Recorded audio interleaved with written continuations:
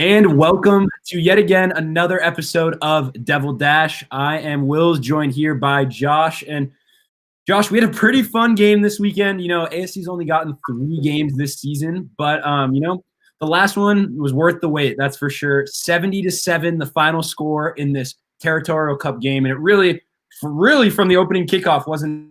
Opening kickoff came back 107 yards, and ASU did not look back from there. So we're going to get into, what happened in the game.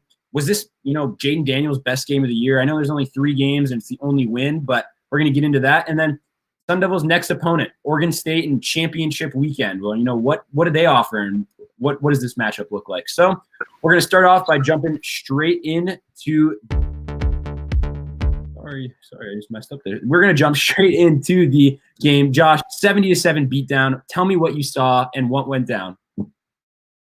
Well, I saw an ASU team that was just really firing on all cylinders. I can't even think of any. Everybody on the defense was plays. The offense really showed up, especially Rashad White, 3 touchdowns. Jackson He bringing it in.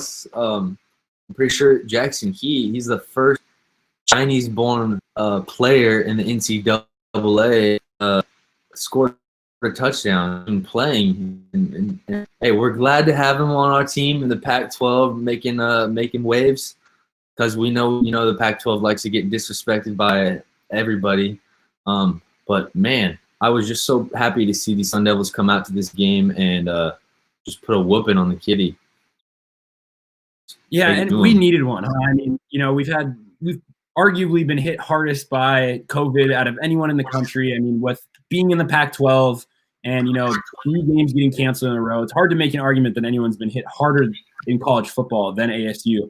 And, it was really refreshing because they should have beaten USC. They, probably at least should have gone into overtime with UCLA. They were right there in both those games. And it's not like they really laid an egg or gave up at any point in the season, which was really reassuring to see. And this Arizona game was just refreshing on many different levels because, they definitely were not a very good team. They're 0-5, and I'm not trying to make it sound like, wow, we just beat Alabama here by 63. But, U of A really hadn't gotten blown out in any of these games so far. And I think that's something to note because, yes, they weren't a good team, but this is a rivalry game. They're not just going to roll over. And I think ASU did something that, Arizona sports have struggled to do, and get a good lead and then not just fumble the way through the game and try to hold on to that lead, but, really assert your dominance as the better team. And they really didn't let up their foot off the gas. And I think that's something, that was very positive. It's going to be something with Jaden Daniels, who hadn't had the best year so far. That's something that we can look to and say, hey, we can build on this for next season. And this is the Jaden Daniels we need to expect going from here on out. Yeah. I mean, Jaden had his game. Like you said, he did phenomenal. And, man, this U of A team, it's just been really weird because if you go back to the beginning of the season, we can say they had a complete season. I mean, they played 5 games. That qualifies as a complete season in the COVID year.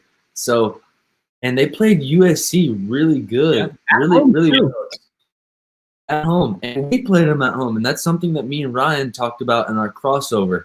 If the at home advantage, being no fans there or whatnot, doesn't matter to U of A. They played U of A well, and then Colorado, they jumped out to a 2-score lead on Colorado. So they had their guy too, Grant Gunnell. No one was sure if he was even going to play, and then what do you know? He's in there I'm not sure if it was the first snap, but I know he was in there within the first minute. And I have his stats up in front of me.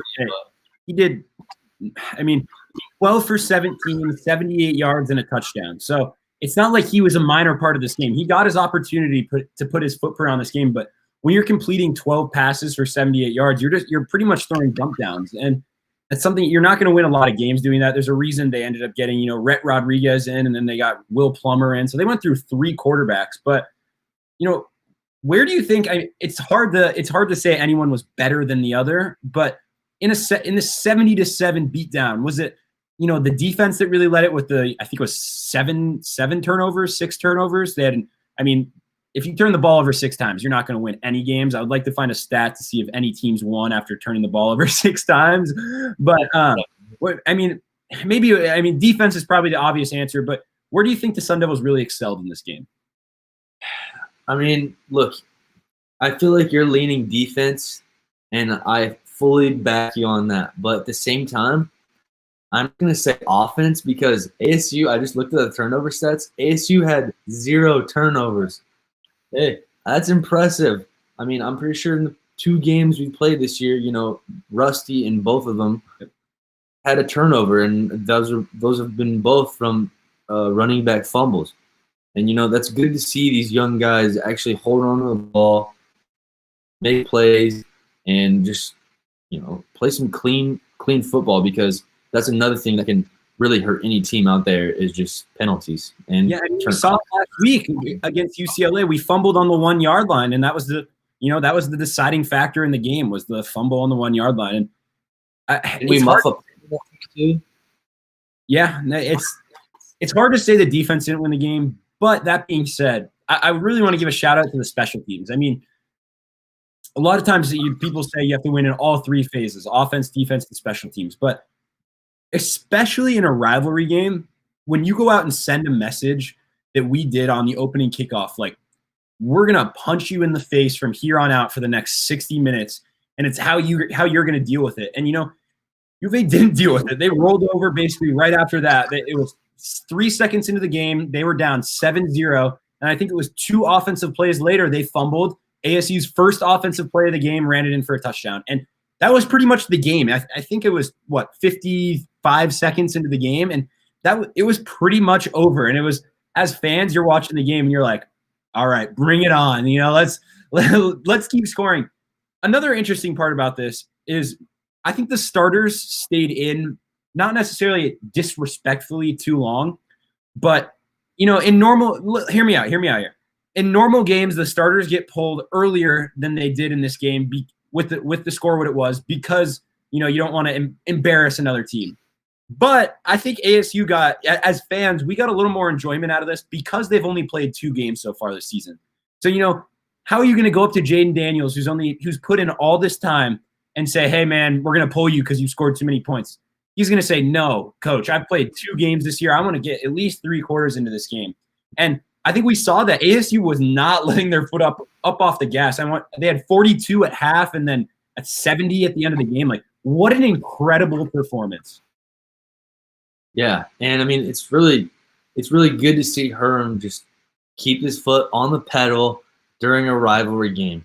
Yep. Because like we've talked about, and I want to say every single episode until now, Herm loves his conservative play calling. And, he kind of still stuck with that. Like, we were rushing the ball towards the end of the game, and our guys were just still taking it to the house and hitting those guys, hitting their blocks. And, Jaden Daniels got pulled towards the end. I know the backup came in and threw 2 passes. I'm sure he handed off a bunch of runs too. But it's hard to pull Jaden when he really only threw the ball 11 times. You know what I mean? Like, I know he had 4 good rushes in there, including a nice whirlpool spinning touchdown. But was he really laboring that hard? You know what I mean? He was just great transition into our next topic. Was this Jaden's best game of the year? And I want to go first here. I want to say no. I absolutely want to say no. I think it was.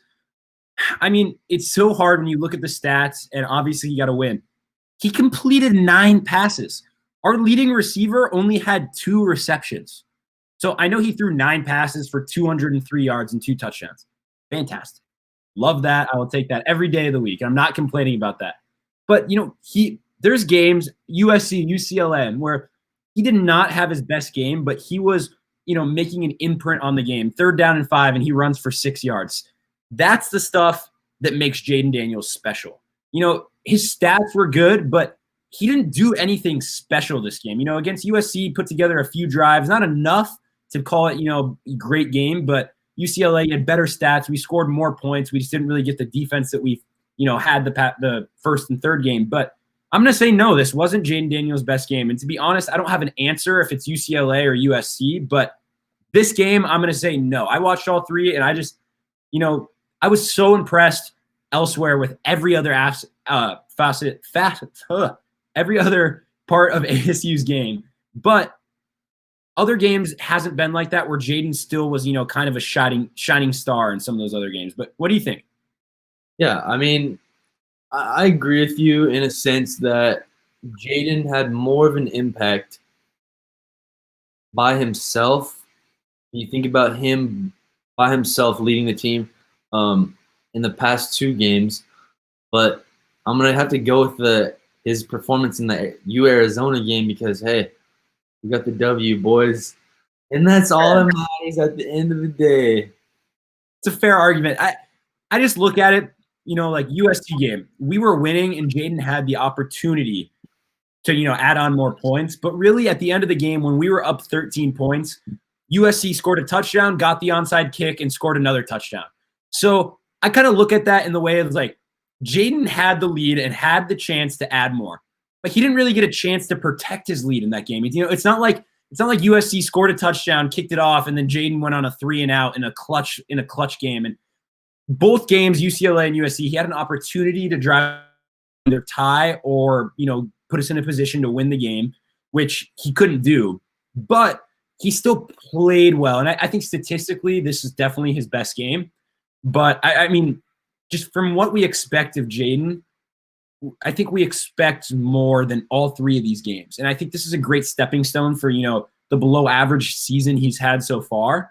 But that's also going to come with continuity with this team. Young receivers, this season, just, practice being thrown off and everything involved. It's so hard. We saw USC be terrible their first 2 games. Could have been 0-2 against the 2 Arizona schools. This was ASU's 3rd game. Only 3rd game. Oh. It's so hard to judge this team and judge Jaden's this his best game or not, but it's something you kind of have to do. And where do we set those expectations for next season is going to be an interesting thing to read and kind of see how Jaden finishes out the year. Yeah, and you talked about our wide receivers too. Just a little quick note. We really saw these young guys, especially the underclassmen, and I have a pretty crazy stat for you guys too.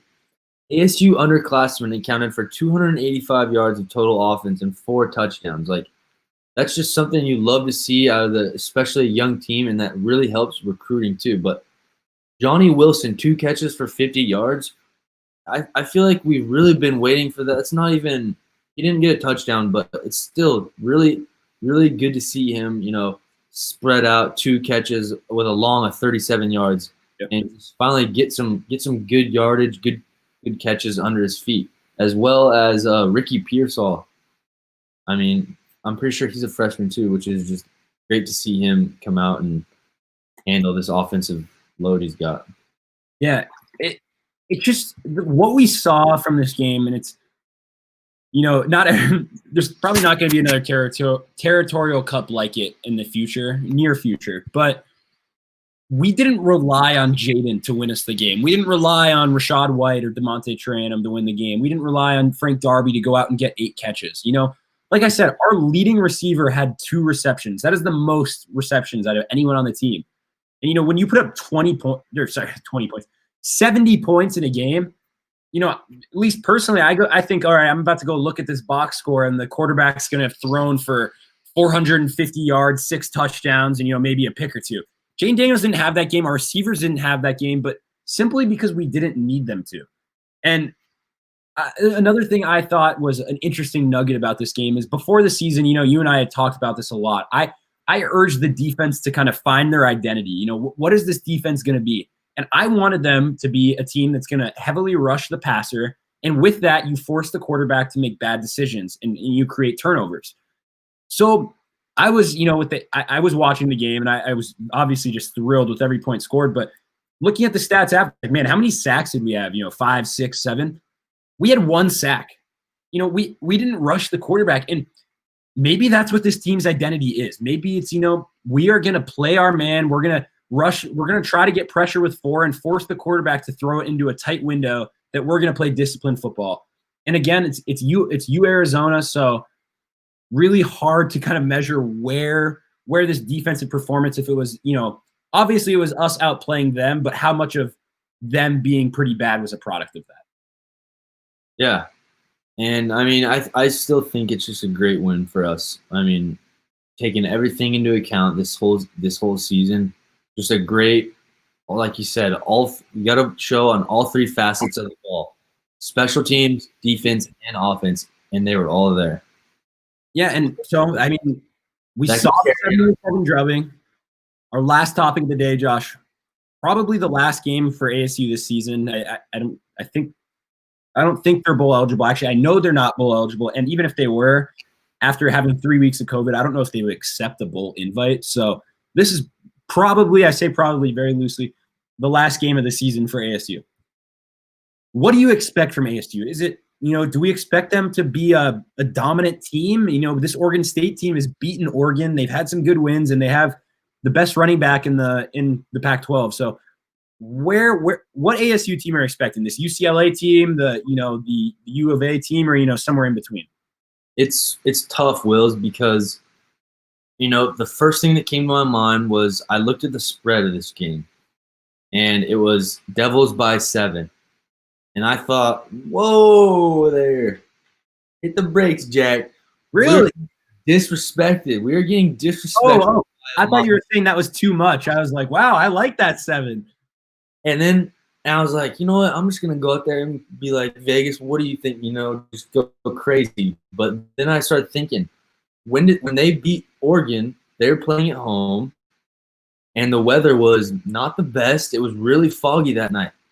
I think the Sun Devils could be in for a bit of a shocker here. I mean, we are the better team, no doubt. But if I watch that game and there's, the fog is set in and it's cold up there and it's a little different for the Sun Devils, I think it could be a close game. And, Oregon State, I mean, they got a really good guy. I don't know if you've heard of him, Jamar Jefferson. I'm not sure if he's playing. He better be, because I want to see him go crazy.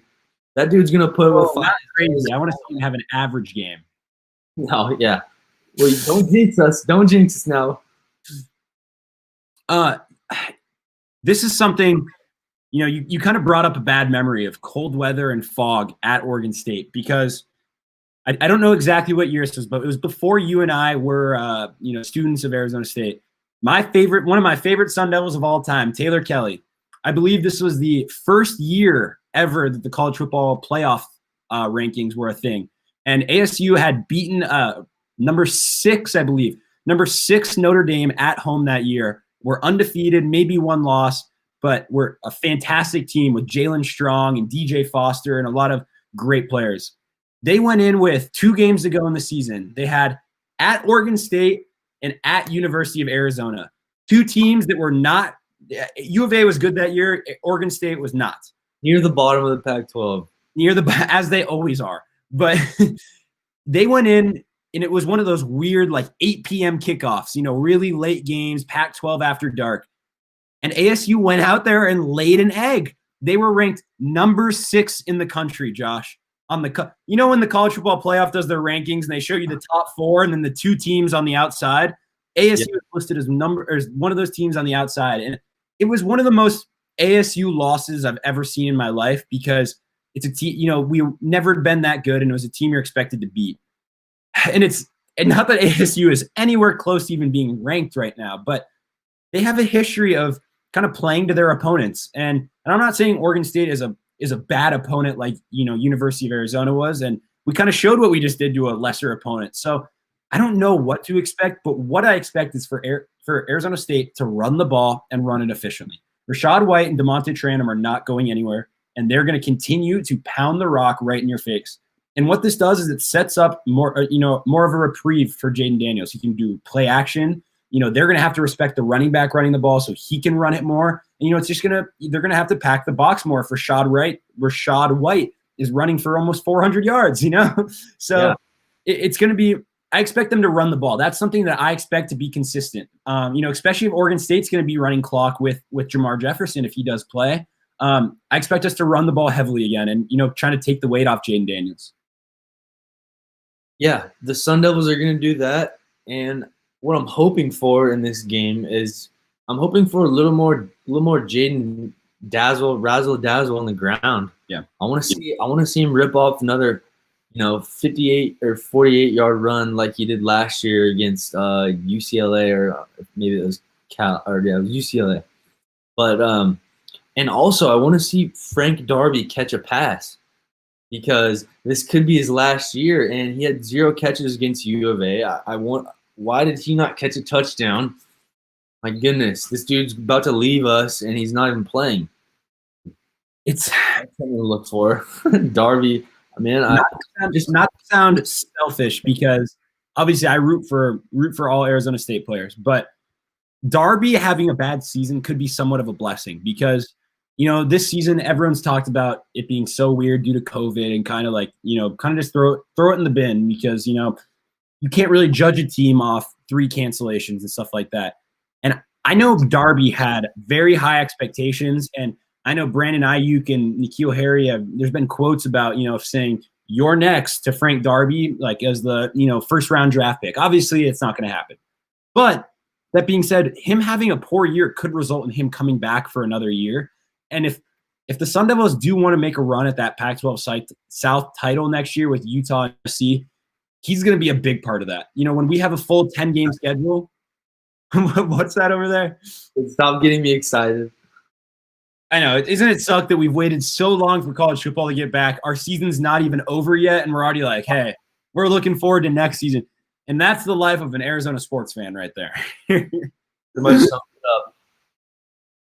And now you guys haven't even heard us, to all our followers and listeners out there, you guys haven't even heard us talk about ASU basketball and Remy Martin saving our butts. GCU. That's a whole nother episode, and it's something for our followers to look forward to. The Arizona Cardinals are known as the cardiac Cardinals because they give heart attacks to their fans. We need to think of some devil nickname that would give the Devils some heart attack nickname, because that's exactly what they do to their fans. That's why, and to be honest, that's why this U of A game was so surprising, because I don't know if I told you about this. The line was 9.5 before ASU U of A, and I kind of liked U of A as an ASU fan. I was like, these games are always close, and the worst team always wins. The better team is never the winner in these games. Well, so we play down to our opponents, like you said. Yeah, exactly. And you play down to your opponents. So for me, it had all the writings of you Arizona covering the 9.5. Thank gosh, if I would have said I like that, and then we said, all right, I'm picking that in our Dash Sports picks, I would have been. I think I would have crucified myself just for betting, placing my hope in Arizona and then being let down by my own team. So I'm very happy that for my own sanity, I didn't do that. Would have been an all-time blow. That's for darn sure. Absolutely. And then not only a loss, but a 70-7 loss. That makes it even better and more surprising. But all right, give me a score prediction for next week in Corvallis. What do you think the score is? Oh, I think the Devils. I think they go. Let's keep the offense going. Let's go 35-10. 35-10. That's kind of a blowout, really. I think another interesting thing that we actually failed to mention: ASU benched their kicker again, Zendejas. He got the nod again against U of A, and then ended up getting benched mid-game after missing a field goal. So that's something to keep an eye on. I don't think he's going to be the kicker moving forward. Score prediction: I'm going to say 34-19. I think Oregon State's going to be a lot of field goals. I think this ASU defense has found something. I think they have a little bit of momentum. They're getting pressure without blitzing, and it doesn't necessarily have to be a sack. And I think that's big. So 34-19, I think Oregon State settles for 4 field goals and a touchdown, and I think ASU misses an extra point. That is my prediction. Anything else to leave us out for the last game of the season? What do you think of the season as a whole, Josh? And what do you think of what's your give me a little brief. You don't need to get into it, but what do you think ASU's expectations should be for next year? Hey, well, first of all, my thoughts on this season are I'm glad it's flipping over and we're getting ready to already move on to 2021, because I want to see a full schedule. I want to see a full array of ASU, and what I'm really looking forward to is hopefully Frank Darby coming back. and just the progression of Jaden Daniels, this entire team, Zach Hill, and our terrific running back group. Yeah. My expectations for next year are win the Pac-12 South. And I know that's lofty expectations, but what are expectations if it's not a goal to achieve? You know, obviously I'm not on the team. I don't have any part of how they achieve this goal, but you know, if your expectations for the team aren't to win the Pac-12 South, aren't to win a Pac-12 title, like why are you even, you have the talent to do it. Why are you even playing the games? And I think it's as simple as that. I think ASU needs to be up until the last week in contention for that Pac-12 South title, if not the winner. And what I think of this season, man, it's so hard. You know, I love ASU, and it's been so hard to see them be absolutely torn apart by this. You know, a last-second loss, 3 weeks canceled, and a lot of people are, throwing shade on ASU, and I'm really glad Jaden's coming back for another year. Let me say that, because if this was his last year and that was the season we kind of ended the Jaden Daniels regime on, I would not have been happy. It would have left a really bad taste in my mouth. So, Josh, that is all the time we have for today. Make sure you follow us on social media. Our @ is @-sports-TV on everything. If it's social media, we got it. Make sure you check out Sports Pac-12 @SportsPac12 on Twitter and SportsPac12.com. We are now doing columns for them, so make sure to check them out. Anyone in the Pac-12, we cover it. Thank you all for watching today. For Josh and Wills, we will see you next week. And always, go Devils.